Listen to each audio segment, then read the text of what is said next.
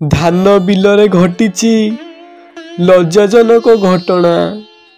धान कटा चलीथिबा बेले बापा को हाणी देइची निज जन्म कला पुओ। एमिति घटना घटी जाइची जोपन गाँव रे।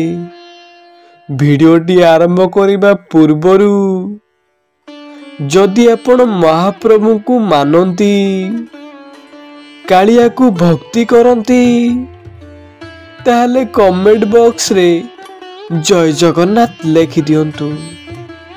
पुरी जिला जोपन गाँव रे रहंती देवन बेहेरा। परिवार कहिले 3 जण, बापा देवन, बोऊ सुकांती बेहेरा आउ तांकर गोटिए बोली 11 वर्षर पुओ शिव। बापा देवन चाष काम करती।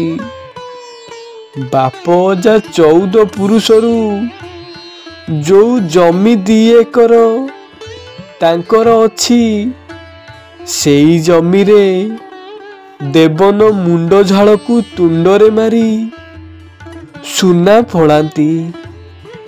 प्रत्येक वर्ष भली ए वर्ष भी धान फसल बेस भल हेइथिला। देवन मने मने भाबिथिले जा हो ए वर्ष धानरू मते भल 2 पैसा मिलिबो आउ एथिरु किछि पैसा रखी पुओटी को हाथरू 2 हाथे करि पारिबी। एमिति भाबी देवन मने मने बहुत खुशी हो जाती। किंतु देवन बाबूंकर एई खुशी आजी निज जन्म कला पुओ पाई माटी रे मिसी जाइची। ए वर्ष वर्षा जोगु समस्ते धान कटाकटी करी घर को आनी सारिलोनी। गाँ लोक मानकु देखी देवन भी भाबिथिले मु भी जाउची आजी सबु धान काटी बिलरू बारी को आनिबी हेरी नहले मोर सबु धान ओदा हेई नष्ट हेई जिवो। एमिति भाबी देवन दा खंडिए हाथ रे धरी पुओ शिव को कहती अरे पुओ चाले आमे 2 जण मिसी आम धान सबू काटी आनिबा। वर्षा हब बोली गाँ लोक सबू धान कटाकटी करि सारलोनी। देवन बाबू एमिति कहिसंती पुओ शिव भारी अमानिया से कहा कथा भी शुणेनी। सबु बेले पेटे मद पी देई बुलु थाए। बापा माँ को कथा से केबे शुणेनी। जेतबेले बापा देवन शिव को बिल को डाकी देइचंती से निशारे थिला। हठात बापा को ऊपर रागी जाई रोसई घरु पनिकिटिए आनी बापा को 2 चोट पकई देला। बापा देवन जोरे चित्कार करिबा को लागिले।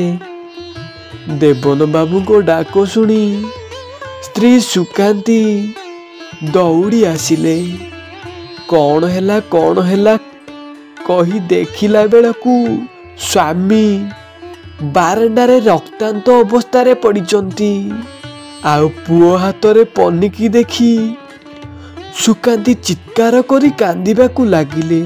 एमिति कांद सुनी साई पड़िसा दौड़ी आसिले। आउ देवन बाबू को एमिति अवस्था देखी तांकु संगे संगे पाख मेडिकल को नहीं गले। आउ पुओ शिव को दौड़ी रे बांधी देले। आउ सेई कालियार दयारू देवन बाबूंकर बेस किछि क्षति होई नथिला। ता 4 दिन परे देवन बाबू सुस्थ होई घर को आसिले। आउ पुओ शिव बापा को पाद तले पड़ीगला। ଆଉ କହିଲା, ମୋର ଭୁଲ ହେଇଯାଇଛି ବାପା, ମୁଁ ମଦ ନିଶାରେ ଏତେ ବଡ଼ ଗୋଟେ ଭୁଲ କରିଦେଇଛି।